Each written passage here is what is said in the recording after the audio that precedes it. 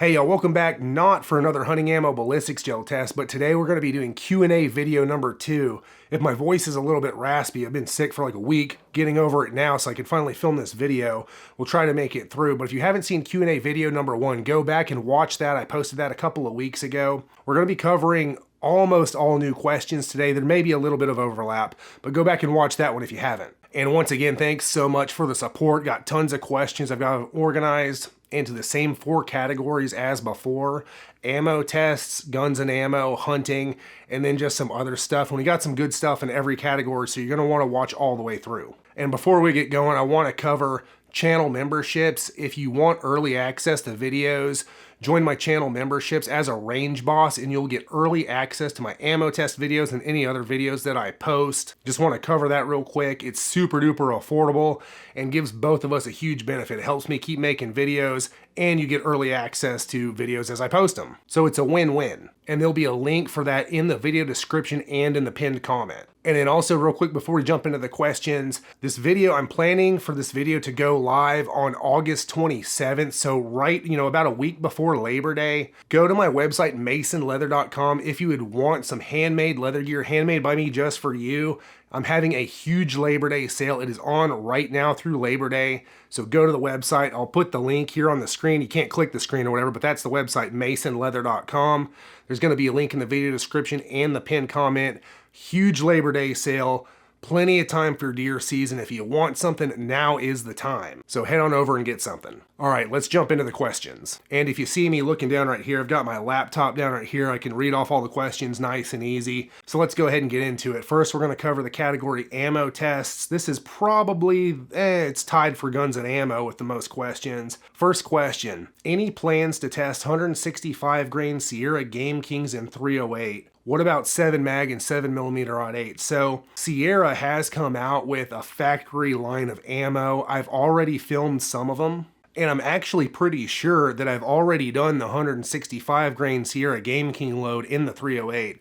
The Sierra Sportsmaster line, I was looking around for the box of ammo. I think I put it back in the cabinet, but I think I've actually already filmed it. So that'll be coming out as soon as I can get to it. As far as 7 mag and 7mm odd 8, I've actually already filmed a bunch of those videos as well, at least the range test portions. I have to do the other portions of the video still where I take pictures of the bullets and take all the measurements and all that. It's about, the latter half of the video. So I've done the range tests on 8 different 7 mag loads and I think 17 or 18 7mm odd 8 loads. So a lot of that stuff coming. I've already filmed a bunch of it.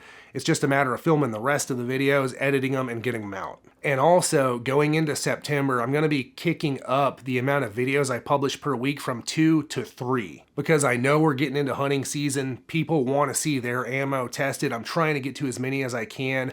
I can't just flood YouTube with every single video that I've done all at once. It'll hurt the channel. It'll hurt reach. You can't just do that. So I got to space them out somewhat, but I am going to be kicking it up to 3 videos per week, starting either probably the first or second week of September. A lot of stuff coming. All right, next up, any plans to test premium bullets like Nosler Partition, AccuBonds, A-frames, etc.? So you may have noticed a lot of the more expensive ammo options I haven't done yet, and that's precisely why, because it's more expensive. All of this comes out of my own pocket, so if you want me to do more of the premium stuff sooner, hey, join as a channel member, order some leather gear. Any of those things will help me get to that stuff faster. But I have already tested some Nosler Partition loads. I've done 2 Nosler Partition loads in 308. Again, the videos, I just got to edit them, get them together, and get them published. And if you want early access, join as a Range Boss channel member. And I do plan on getting to your AccuBonds, your Swift A-frames and stuff at some point down the road, but it's expensive. All right, next up, I'm going to try to plow through these so this video won't be as long as the last one. The last one was almost an hour. You'd said you've already tested the 350 Legend Hornady Black 150 grain soft point load. Can you speak on the results? It's getting close to deer season. So yes, I already have tested that one. I've actually got the box right here. I did several more 350 Legend loads, and I'm not going to speak on the results yet because this is going to be one of the first videos that comes out in the next batch that I upload in September. So it's coming soon. You'll know the results well before deer season. And again, if you want early access, join as a Range Boss channel member. I'm going to keep hitting that when you ask for this stuff. Will I be doing more copper bullet tests, specifically Barnes, so your TSX, TTSX bullets?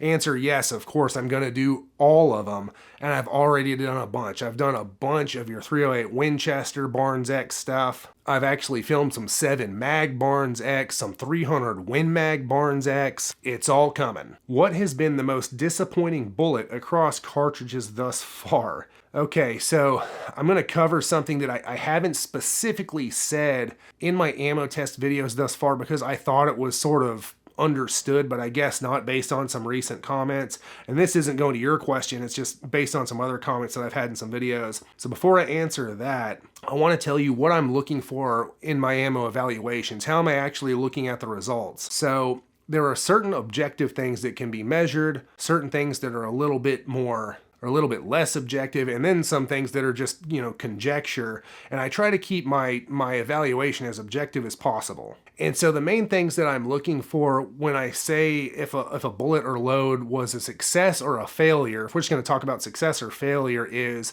did that bullet perform like the manufacturer claims that it should? That is the number one thing. If it doesn't, it is a failure. It's a go or a no-go. There's really not much in between. So did it meet the minimum factory claim specifications for that bullet or load? And a lot of stuff doesn't. A lot of stuff does. So that's the number one thing. The second thing that I look for is I take a particular load or bullet and I compare it to other very similar loads and bullets and compare to how it did to those. For example, when we're talking about all copper bullets, since we just talked about the Barnes X bullet and I'm going to be publishing more of those videos coming up, we've got, your Barnes TSX, we've got your Winchester Copper Impact, we've got your Hornady CX bullets. They're all sort of meant to do the same thing. When you go to Barnes' website, Hornady's website, Winchester's website, and you read the actual ad copy on these specific bullets, they're all meant to do the same thing. None of them are meant to fragment and break apart. I want to point that out. They're supposed to hold together,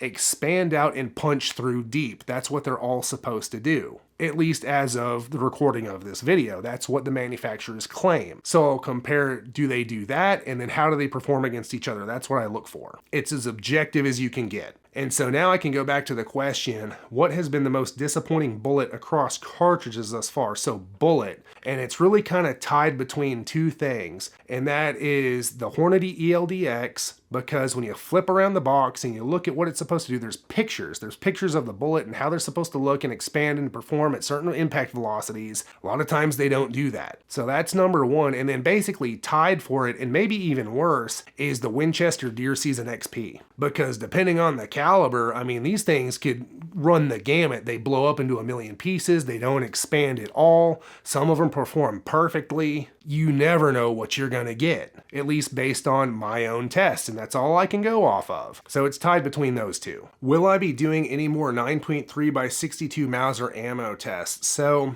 I published one video for 9.3x62 a while back. It was the North Fork bullets. I may have done two. No, I think I did two, a soft point bonded and a copper bullet. Did those a while back. While I was doing those tests out on the range, I started having an issue with my rifle. I have an old Husqvarna commercial Mauser, and I started having ejection issues where, you open the bolt, you sling it back to try to eject the shell, and it's just not ejecting. So I think there's a problem with the ejector. So there's not going to be any more 9.3x62 Mauser tests until I get that fixed, which shouldn't be too long, but when the videos will publish is hard to say, because I've got a lot of stuff to get through. What is my opinion on Federal Fusion 308 and 30-06 velocities being so close to each other?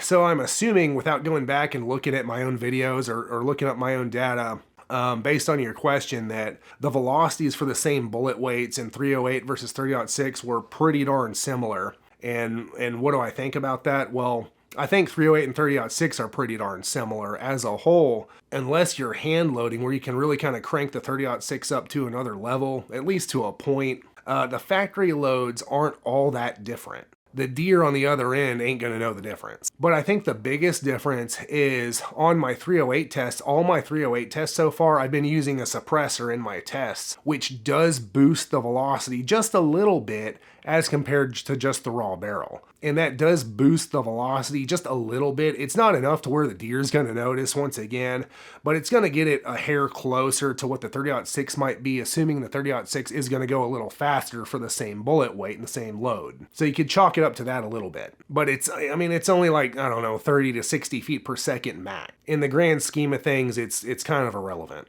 All right, am I gonna be doing 300 grain Barnes TSX and 4570? I've actually already done it. It's already filmed, and that'll be coming out before deer season as well. I did the Barnes Pioneer load with the 300 grain TSX. So look for that. Again, join as a Range Boss channel member to get early access. You'll probably see it several weeks before anyone else if you join as a channel member. Will I be trying Sacco ammo? So I would like to. A lot of the time it tends to be really expensive, and once again, all this is out of my own pocket. So I do plan on getting to it eventually. And also here in the United States, it is not that popular. It's not one of the top selling ammos. So I just have to be realistic about what would most people want to see. And that's just not up there at the top of the list. I'm sure it's great ammo. I mean, I've heard nothing but good things. Can I get some Bear Creek Ballistics 350 Legend ammo to test? I've actually, guess what? I've already done all of them. All the Bear Creek Ballistics 350 Legend ammo. I think all of them. There might be like one I didn't do.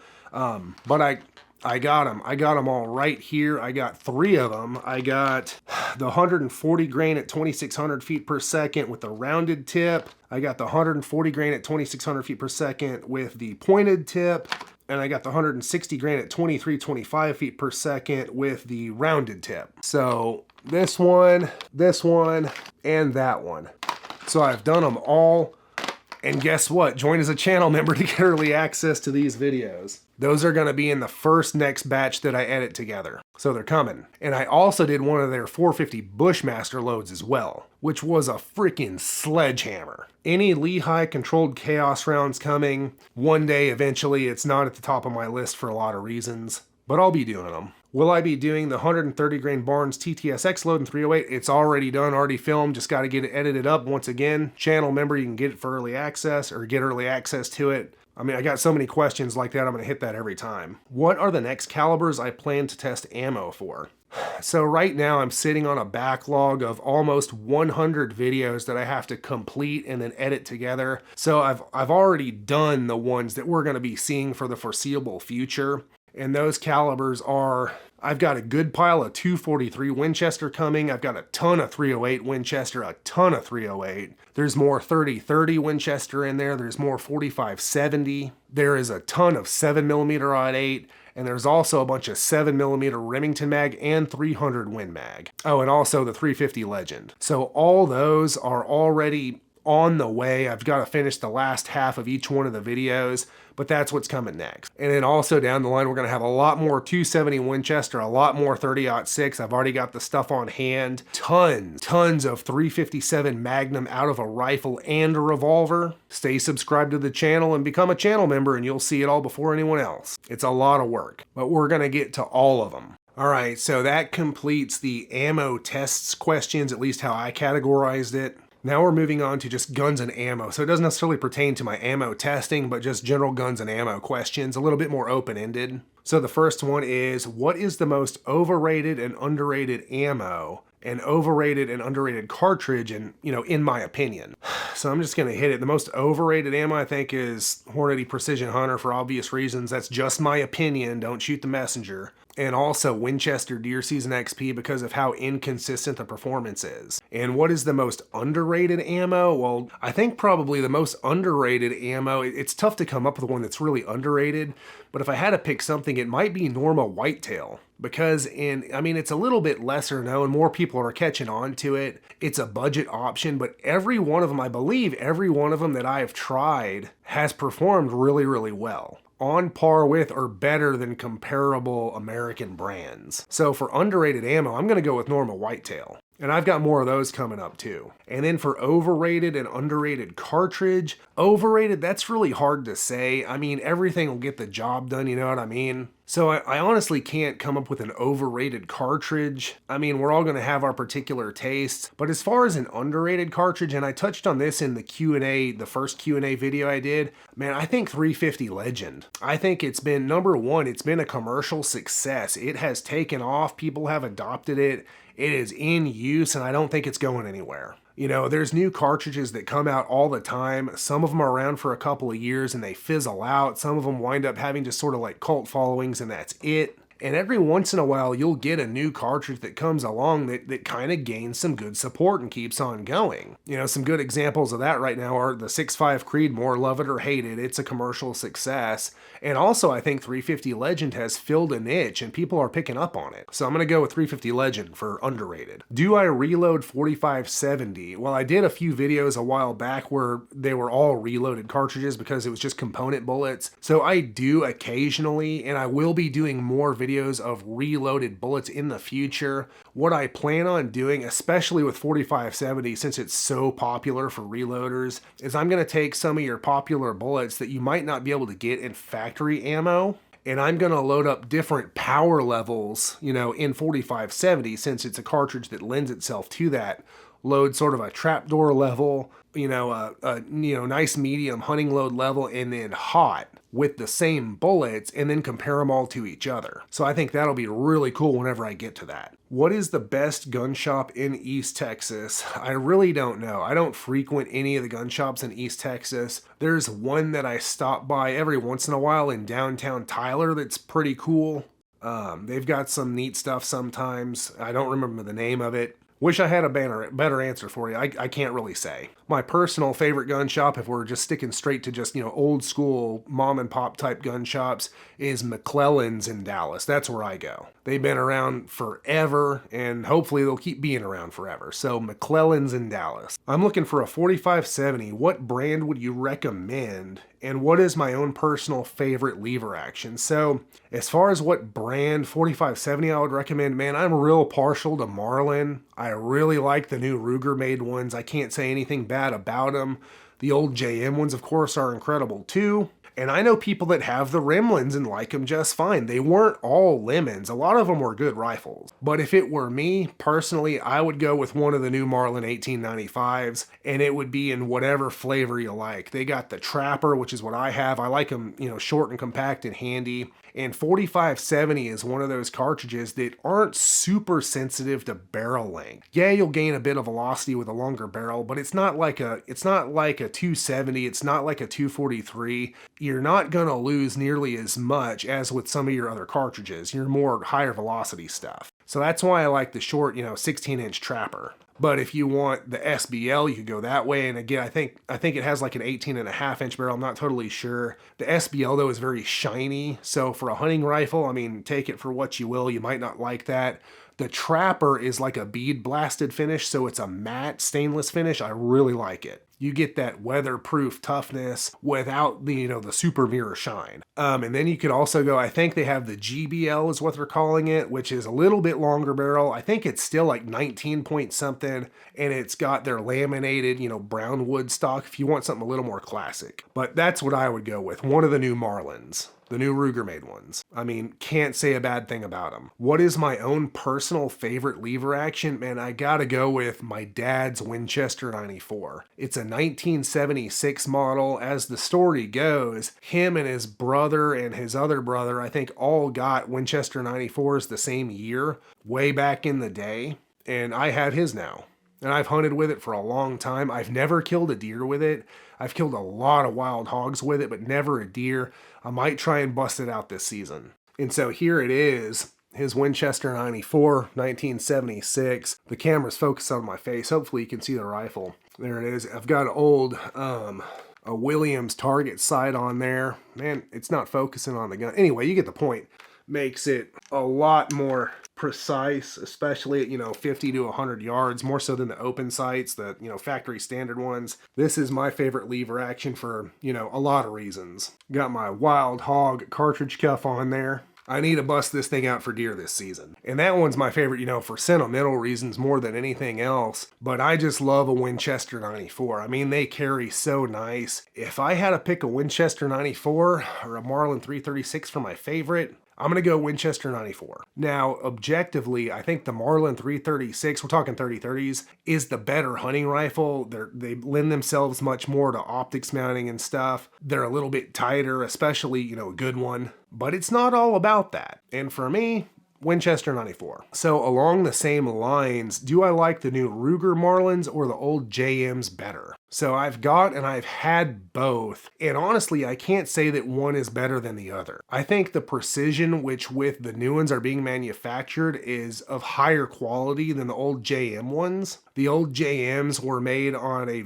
much more manual of a process. I've seen the production line for the new Ruger made Marlins. It is almost 100% CNC machined. Say what you want about it, it's precise. And sure, there might be, some lemons from every era of Marlin lever action rifles, but from what I've seen, man, they're pretty on par with each other. And I guess I like them both equally. What cartridge, this is a cool question right here. What cartridge would I like to see the Mini-14 chambered in that it isn't currently? I had to think about this for about 5 seconds, and then an answer jumped right out at me. 350 Legend. I would love to see a Mini-14 chambered in 350 Legend. And I was searching around online and found someone who did that. They did it as, a custom project. And man, how cool would that be? It would really step the Mini up into a category where it's sort of a legit medium game hunting rifle, which I don't think you get in 223, 556, even 300 Blackout. I'm not, even 300 Blackout. There's a model listed that's chambered in 300 Blackout. Or your Mini-30 and 7.62x39, just because of the kind of ammo that's out there for it. There's not a lot of great 7.62x39 hunting ammo, but if they would chamber that thing in 350 Legend, man, that would be sweet. All right, next question. Do I have any experience with the 358 Winchester? Short answer, no, none at all. But I would like to get a Winchester Model 70 compact featherweight, just like my 243, and maybe have it re-barreled to 358 Winchester. I think that'd be sweet. I mean, you'd have a sledgehammer medium to medium large game of a rifle and a nice compact lightweight handy package. So that's like, if I ever get around to it, that's sort of on my short list for rifle projects, would be a Winchester Model 70 featherweight compact in 358 Winchester, which for those that don't know is basically a 308 Winchester necked up. Sort of like a short action 35 Wayland. All right, next up, what old school or oddball calibers do I still have or use? So honestly, I don't really hunt with any oddball calibers, but I have a few. I've got something in 32-20 Winchester. 22 Hornet has become sort of an oddball old school caliber. Luckily, I've seen 22 Hornet ammo is becoming a little bit more available. I've seen it on shelves a little bit more recently. Still tough to find. 300 Savage. I've got a Savage 99 and 300 Savage that will be making an appearance on the channel when I do the 300 Savage ammo tests. Of course, 9.3x62 Mauser. I'm a big fan, but my rifle's out of commission. I've actually got a little experience hunting with the 7.5x55 Swiss. So that one, basically all the Milsurp stuff. So yeah, I'm a big fan of the oddball stuff. Well, not necessarily oddball, but the old school stuff. I'm not a big fan of the oddball stuff because of how tough it is to get ammo for. What is my holy grail rifle in shotgun? Man, I don't know. As I've gotten a little older, I've become, I guess, a little bit more practical, and I don't really care. Like, I don't really have a holy grail rifle or shotgun. Honestly, if I had a pick right now, my holy grail rifle is my Winchester 94 30-30. And for a long time, my holy grail shotgun was a Stevens 311 and 410 gauge. And I wound up finding one, so I've actually got one. So nothing too fancy. I like the functionality and the old school charm of those two. How accurate is the Gen 2 Ruger American 7mm .08 that you got? So I mentioned earlier, I've actually already filmed a bunch of 7mm .08 ammo tests, and I did notice out on the range that I'm not going to go so far as to say the rifle's not accurate in and of itself. It was the first time I had shot it. But I will say it seems like it's got almost a little bit different of a feel. Even though I swapped the stock out, I put a Gen 1 stock on it. And I think it was the trigger. There was something weird with the trigger. Like, it just felt different than anything else I had been used to. And I wasn't shooting that great with it. I'm going to be honest, I wasn't shooting that great with it. I mean, I did plenty good enough to get all the rounds in the gel blocks. But I think if I was trying to do some, real serious target shooting with it, it might take a little bit of time to warm up to. So I'm not ready to say that it's not an accurate rifle. I will say that I just don't have enough experience with it to really say one way or the other, but my initial thoughts were that it's a little bit different than some other stuff I've been shooting. Wish I had a better answer than that for you. Which classic caliber would I choose between, I'm going to assume you mean for hunting, 7x57 Mauser, 6.5x55 Swede or Swedish Mauser, or 300 Savage? If it's between those three, I'm going to go 7x57 Mauser, just because it's got so much hunting history behind it. And you can get some really cool old school rifles chambered in it, as you can the other two as well, but if I'm picking, it's going to be that one. Another reason is there's actually still a decent amount of good factory ammo for it available. 6.5 Swede, you're a little bit more limited. 300 Savage seems to be real limited runs of ammo every once in a while. What do I think about the 5.7x28 cartridge? So it's for the most part, it's a pistol cartridge. There's also some rifles chambered in it.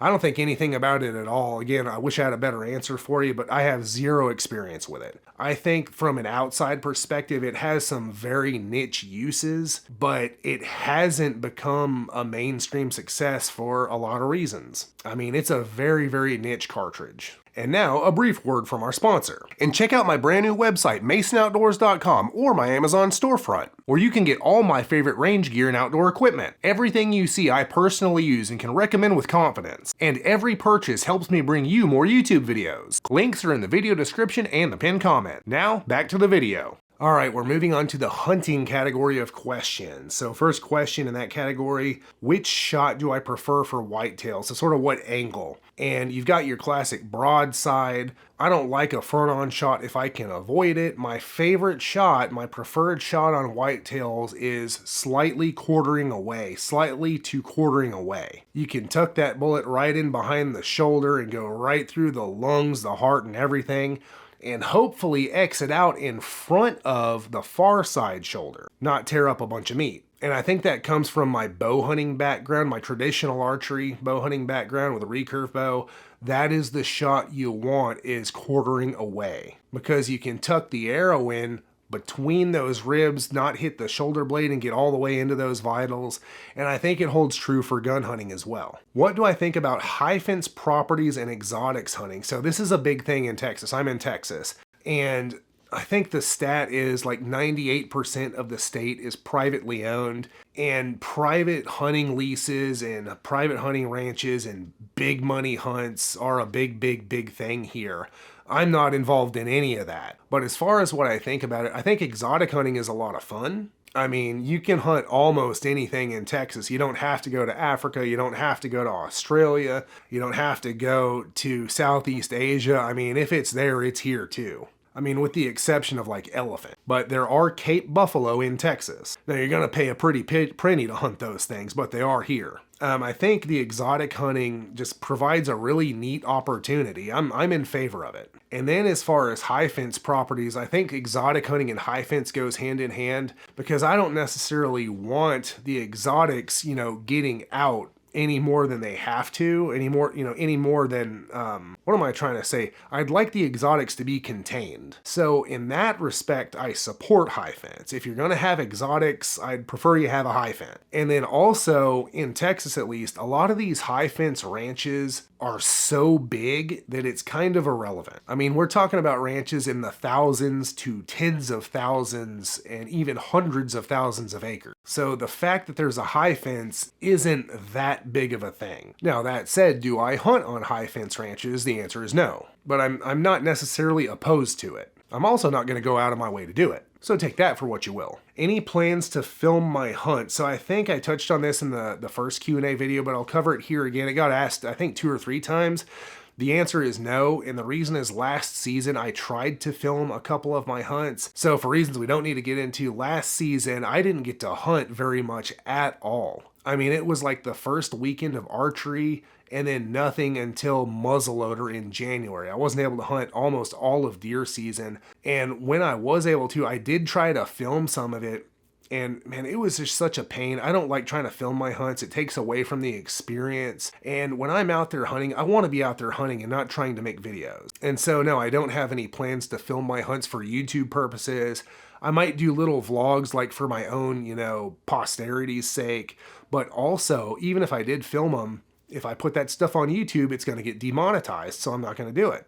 There's certain things that you can't show on here if you want to stay monetized. And sure, there's levels to it, but I'm not even going to go down that road. Favorite wild game recipe. So one of my favorite things is, I do this with both deer and wild hog, is a balsamic vinegar based stew. It's like beef stock with some balsamic vinegar, bunch of veggies. You sear your meat ahead of time and you put it all into a pressure cooker, like an Instapot or something like that. And man, it's really good. And honestly, for deer, I'm gonna have to say deer chili. It's a classic. What are the most important whitetail hunting tips I've learned over the years? So personally, for me, there's two big things that stand out. And as simple as they are, I think they're probably the most important things when you're going after whitetail deer. And that is, number one, play the wind. So hunt downwind or crosswind. If you're upwind, you're gonna get caught. You're gonna get busted. And also, the best camouflage is staying still. Nothing will bust you faster than getting smelled and getting seen moving. You can be out there hunting in a fluorescent pink clown suit. And as long as you're downwind and aren't making jerky movements, you'll probably be all right. All right, next question. Is the AR-15 a decent hunting rifle? Interesting question. So is it a decent hunting rifle? That's not objective. It's going to be very subjective depending on the user. Some people might prefer the ergonomics for hunting. Some people might not. Personally, for me, in my opinion, I don't like hunting with AR-15 rifles. I don't like the ergonomics. I don't like how they feel in hunting situations. And while nowadays you can get them chambered in just about anything, they typically don't lend themselves to your more standard hunting cartridges. And yeah, I know you can get them in 350 Legend, 300 Blackout, 223, 5.56. If you step up to an AR-10 size, you can get 6.5 Creedmoor. There's even 7mm odd 8, 308. There's even some giant ones in 300 Win Mag. But by and large, to me, aesthetically, and honestly, in terms of, usability in the hunting woods, I don't prefer them. And that's coming from someone who's extremely proficient with one. And I've actually even hunted with them before. So I do love them, but not for hunting. But that doesn't mean that you can't like them for hunting. If you like the ergonomics, if they lend themselves to, how you hunt, by all means, go for it. All right, I just got my daughter a 243. We're getting 8-inch groups with Winchester copper impact. Have I, meaning me, he's asking me, have I seen results like this with copper bullets? I don't know if he said you or I typed this question to kind of make it a little more, give it a little more brevity. But have I seen results like this with copper bullets? Also, we'll be going with Federal Fusion 100 grain for the 243. Have you used this load on whitetail with your 243? So as far as the 8-inch groups with your Winchester copper impact, man, I can't speak to that. All the copper loads I've tried so far, I didn't have any accuracy issues with, to the point where I couldn't hunt with it. And when I'm out doing these ammo tests, I'm not cleaning the barrel between each load. I'm shooting anywhere from 10 to 30 loads a day. I mean, a lot. And not 10 to 30 rounds, 10 to 30 loads. So anywhere from, 6 to 9 shots per load in a day. And I don't clean the barrel between them because, man, I ain't got time for that. And I know there's a lot going around right now. If you want to get the utmost in accuracy with your monolithic copper bullets, you need to clean your barrel really good and just shoot those. I can't speak to that because I'm not doing accuracy tests. I'm doing, terminal performance tests. And I'm shooting all my copper loads, and I've done quite a few of them through filthy barrels. And I have had no major issue with accuracy good enough to hit the gel blocks with. And some loads, even with a completely filthy barrel, I'm getting really good accuracy with. One of them is the Barnes TTSX 130 grain in 308. Filthy barrel, it was sub MOA. So take that for what it's worth. And also, I've seen guns that, few and far between, but some guns just don't like them. And the thing with copper bullets, they're long for their weight, which I think is why the 130 grain TTSX and 308 does so well and so many people like it, is it's a little bit lighter of a bullet and it stabilizes better in your common twist rates. So regardless of whether your barrel's clean or dirty and, cleaned out before you shoot your copper bullets. I think it just lends itself better for accuracy because of that. But I haven't seen anything like 8-inch groups just because it's a copper bullet. I haven't seen that. And then in terms of the Federal Fusion 243 load, I believe those are 95 grain. I haven't seen 100 grain fusions in 243. All the ones I've seen are 95. But no, I haven't personally shot a deer with it, but that is my deer hunting 243 load going forward. So as soon as I shoot something with it, I'll let you know. I've got a 300 Win Mag Browning X-Bolt I want to be able to use for everything. I currently have a Leupold VX Freedom 4 to 12 by 40 on it. What do I think would be the best scope for this purpose? So I assume you're saying that you kind of want to replace that scope. There's nothing wrong with a VX Freedom 4 to 12 by 40. As long as it's working, I'd say keep using it. I've got a VX Freedom, I think 3 to 9 by 40 on my Tikka T3X 7mm Magnum. You'll be seeing that gun coming up in future videos, and I like it just fine. But if I was setting up a rifle to be, a rock solid go-to hunting rifle for everything, I probably would step up a notch from the VX Freedom line.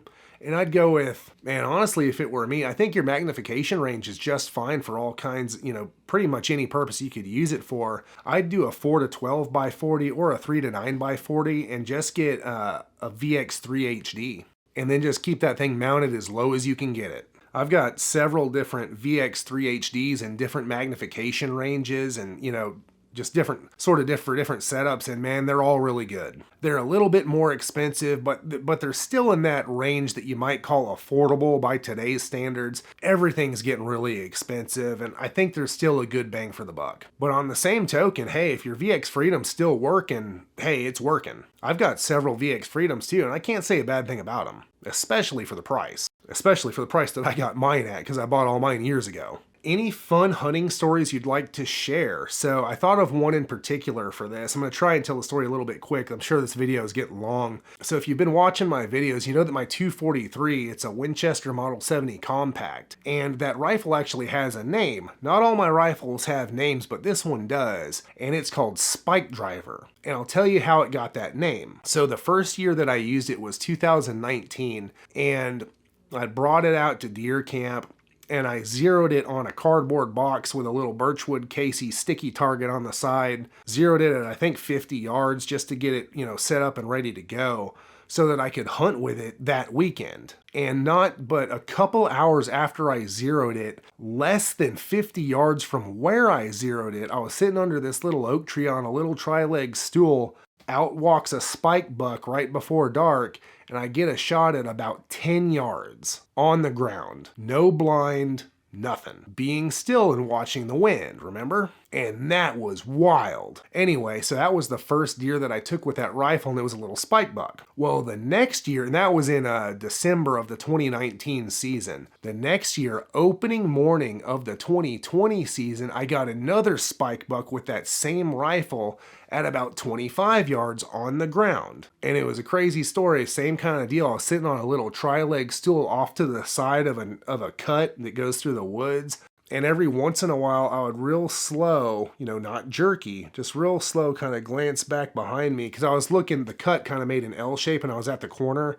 I was looking down one way, but I wanted to be able to look back the other way too to see if anything was down that way because you could see for like 75, 80 yards. And it wasn't 7:30 in the morning. And real slow, I turn and I look behind me. Lo and behold, there's a spike buck standing in the middle of the cut about 25 yards away. And the only reason I got away with this is because this was a spike buck, a young buck that didn't know any better. And so I turn around and then real slow, I went back forward because my rifle was like on my knees and I just lifted it up. And this was all in one smooth, fluid movement, not fast, just smooth. And I real quietly clicked that safety off and twisted around.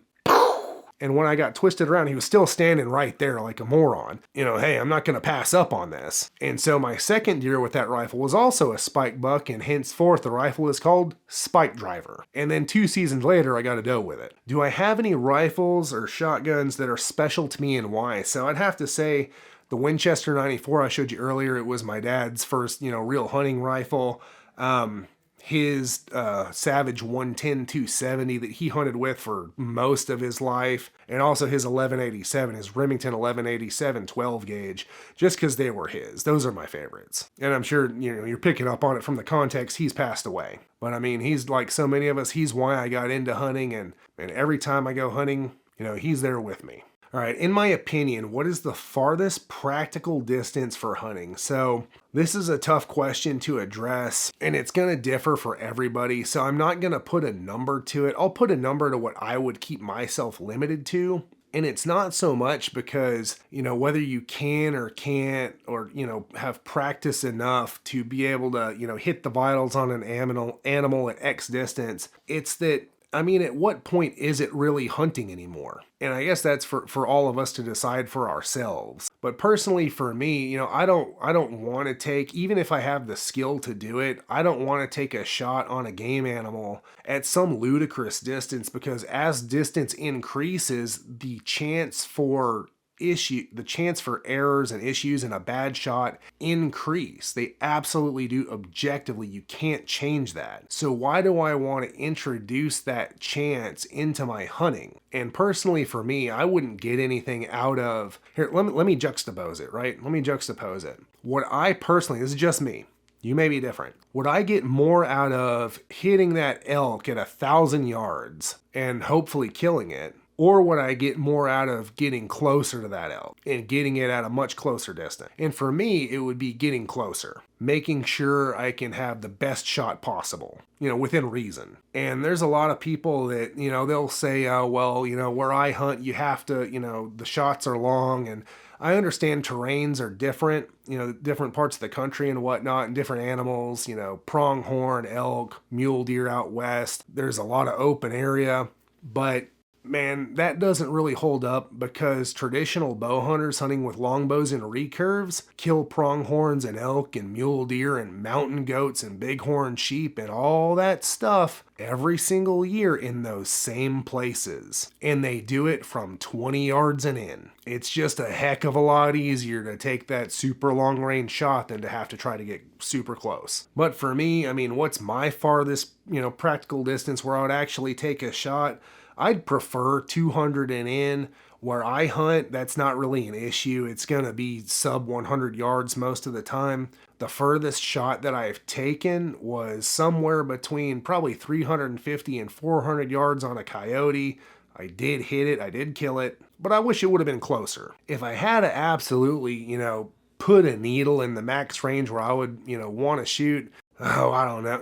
I'd like to keep it to 300 yards and in. And if I'm going to shoot further than that, I'll do it at targets. But I know everybody's different with all that, and by all means do whatever you want. Try and be as ethical and competent as you can be. If nothing else, we owe it to the animals. I think this question we covered in the last Q&A, but we'll do it again. What is the smallest effective cartridge for whitetail? So I'm going to rephrase that, because it's, what's the smallest effective? You can kill a whitetail with a 22 long rifle or a 17 HMR if you shoot it through the eyeball. But I'm going to rephrase it to, what's the smallest cartridge that I'd personally use for whitetail and not feel hindered, not feel undergunned? And for that, I'm going to go with the 243 Winchester. It's definitely a step up from your 223. You get much heavier bullets, a lot more muzzle energy. You get bullets that are better designed for your medium game. And this is coming from someone, I've hunted deer with 223 and I've killed deer with 223. But I'm not going to try to go out of my way to do it. If I can pick up a 243 instead, I'm going to, and I don't feel undergunned with one. I'm planning a Texas pig hunt using a 450 Bushmaster. Of the ammo you've tested, what would you recommend? So this is a little bit of a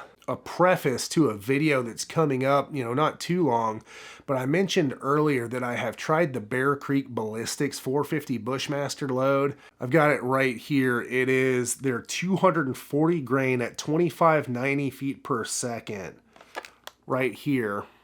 See if I can get it to focus. This stuff right here. So I mentioned that I've already tested this load. The video is not out yet, but that's what I would use. Now there's a caveat. It says for use in bolt action and single shots only. I think that has to do with the overall length of the cartridge because they got the pointed bullets. They might not fit in your 450 Bushmaster magazines for ARs. But you mentioned that I think you mentioned in your question it was a bolt action. So a bolt action show. My mouth's getting dry, so this stuff should work. But yeah, that Bear Creek's Ballistics 450 Bushmaster lays the hammer down. And honestly, it's been a while since I've done a lot of 450 Bushmaster tests. I'd have to go back and look at the results of the ones I've done thus far. There were several good ones. And there's a playlist available on the channel. Go through and watch all those 450 Bushmaster videos. And I mean, I don't pull any punches on it. Listen to the final thoughts portions of the videos and I'll tell you what's good and what's not, at least in my opinion. But that Bear Creek's Ballistic stuff, you better believe. All right, so sort of along the same lines, in your opinion, what is the best 6.5 Creedmoor factory load for whitetail hunting? I swear I covered this question in the first Q&A too, but maybe not. There's a lot of good ones. The 6.5 Creedmoor has really, I mean, love it or hate it, there's a lot of good factory options for it. It's tough to go wrong. Your Federal Fusion is excellent. Your Federal Power Shock is excellent. Your Remington Core Locked is just fine. Norma Whitetail. Once again, I've got a playlist with a bunch of them on there. Go back through and watch them all. It's hard for me to remember all the results, but I know the ones I just mentioned all did pretty good. And there were a lot that did pretty good. I mean, if it's me, I'd probably go with Federal Fusion just to cut out all the nonsense. But there's a lot of great options. All right, we got a long question here. Bear with me. See if my mouth will stay moist while I'm reading this. What is your opinion on hydrostatic shock in fast-moving rounds, such as 22, 250, 243, 22 Creedmoor, etc., versus slower, heavier bullets in dropping animals in their track? Personally, this is coming from the person asking the question. Personally, I've had better success with faster moving bullets in dropping animals in their tracks rather than having them run off. I know you mentioned hydrostatic shock begins to occur around 2,200 feet per second, but would you agree that a velocity of 3,500 feet per second or more could produce even more devastating hydrostatic shock? There are many differing opinions on this. I'd love to hear yours. So the first thing I'll cover is the difference between, hydrostatic shock at, more typical velocities. With your standard deer hunting stuff, let's say 308 Winchester, you're going to have an impact velocity of 2,500 feet per second at most ranges. So you'll get your shock from that velocity. And then you mentioned 3,500 feet per second. Well, first of all, there are very few cartridges that reach that with any bullet weight. And most of them that do, we're talking about very lightly constructed varmint bullets that could theoretically cause a lot of damage if they get deep enough to deliver that hydrostatic shock to, the vital organs. They've got to get to them first. And I've heard a lot of horror stories about people using 22 250s, 223s in varmint ammo and blowing off a deer's shoulder and having it run off and get eaten by coyotes that night. And I've also heard a lot of people say they take nothing but neck shots and they drop in their tracks every time. Now, the problem you get into is not everyone hunts the same way in the same terrain, etc. We're talking about your Northwoods trackers, your guys up in Maine. Using something like a 22 250 with a lightning speed round isn't going to make a lot of sense because more often than not, you're not going to have a perfect shot to put the bullet exactly where you would want it to be. The deer's going to possibly be moving. You might be, have your heart rate up from moving. It's just not realistic. You want a bullet that's going to go through some stuff. So, I don't know, long answer short, for hydrostatic shock to matter, the bullet has to get to where it needs to deliver it, which I think really only works a lot of the time in circumstances where you can make sure you can deliver it right to those spots, which is your stationary hunting at deer that largely aren't moving around very much. So if you're hunting, over a feeder or over food plots or something like that, I can see more of a use case for that sort of thought process. But personally, for me, I'd rather use something that I know will work no matter what's going on, no matter the scenario, than having to use, hinder the shots that I take because of this desire to drop an animal in its tracks. I don't know. I've never had an issue tracking an animal I've had some tough tracks, but I've always found them. And also, more often than not, if you hit a deer with something with, let's say, 130 or 150 grain bullet out of a 270 Winchester, which is, more standard, it's nowhere near 3,500 feet per second in these, super lightning speed loads. A lot of times they'll drop in their tracks from that. So, really, you could go a million ways with this, but I think in short, the bullet has to get to where it needs to deliver that shock in the first place, and I think that you're hindered by using certain cartridges for that. And you give yourself a lot more margin by using your more traditional deer hunting rounds. Basically, for example, I don't feel hindered in the least using 150 grain 308 or 130 grain out of a 270 in any scenario deer hunting, but I would definitely feel hindered using a 55 or 60 grain bullet out of a 22 250, or to get that velocity out of a 243 you're going to need a 75 grain or lighter bullet. I would feel very hindered, because it's only gonna work if it's perfect. And if it's not perfect, you might be having a bad day and a bad night. I don't want to be in a situation where I have to take just a perfect neck shot or something, or where I have to take a perfect broadside shot waiting for that leg to step forward. I hope that makes sense. All right, the last category, random questions. Only have 2 this time. Can I make a pouch to hold cartridges that hooks on your belt? I already do. It's on my website, masonleather.com. Once again, big Labor Day sale going over, and check it out. I make a little cartridge wallet pouch that does clip on your belt. It's got a belt clip option. You don't have to get the belt clip. It just comes as a pouch if you want to slip it into your pocket or something like that. But if you get a belt clip on it, you can slip it right on your belt, or clip it right on your belt. And then here it is, last question.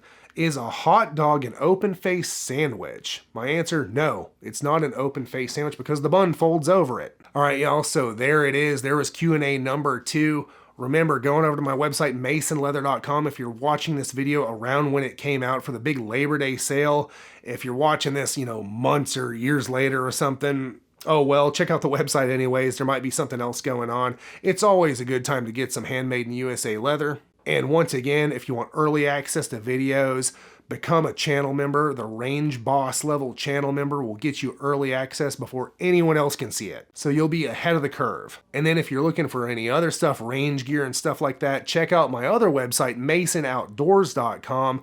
It's all going to be linked in this video description and the pinned comment. Check it all out. Thanks so much for tuning in.